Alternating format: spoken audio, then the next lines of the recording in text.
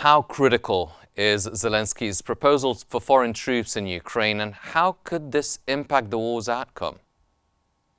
Hello and good evening to you and to the audience. I think Zelensky is thinking if the Europeans and the Americans and the NATO deploys troops into the independent Ukraine, this will secure a victory for Ukraine over Russia. And also, they are thinking this could be an alternative to Ukraine being able to join the NATO. Either way, they think this will be a strengthening point for the Ukrainians over the Russian troops. Well, Russia's intelligence chief claimed that Ukraine is on the verge of collapse and that Zelensky has no legitimacy to negotiate. How does this indicate less Russian interest in a negotiated settlement brokered by Trump?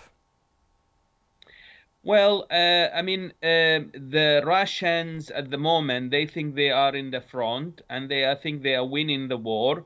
Russia said they will not end the war until their objectives, their goals are achieved. And basically, they believe they are winning. And that's why they are not going to concede or make any concessions for Ukraine. Now, I think from that point of view, they also believe that what's going on is a proxy war between Russia and the NATO, and the NATO is in control of the Ukrainian president. And basically, they believe they may as well negotiate with NATO because Zelensky may not have any say in what goes on in the negotiations. And this has been a previous issue that Zelensky wasn't able to make the decisions without consulting with the donors and the people who are funding him and funding Ukraine and sending Ukraine with weapons. Then how significant is the $20 billion loan for Ukraine, and what does it signal about the future Western support, especially with Trump hinting at a reduction of US support to Kiev?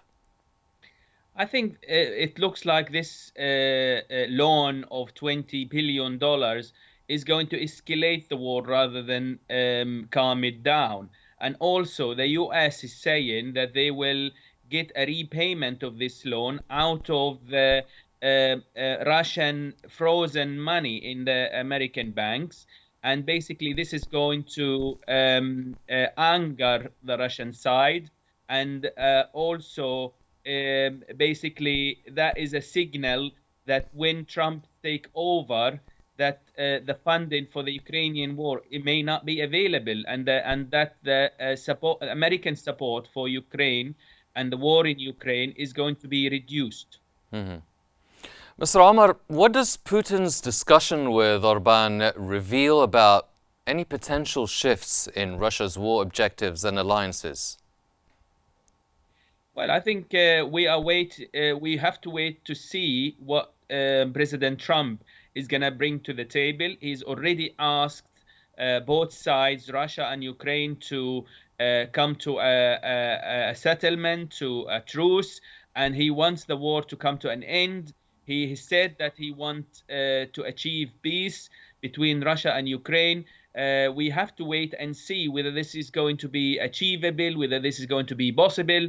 I think the American loan of $20 billion comes ahead of Trump taking over in January. This is trying to sort of like the Biden administration is trying to give the war a final push before Trump takes over, thinking that this may impact on how things are going if Trump withdraw the American support for Ukraine.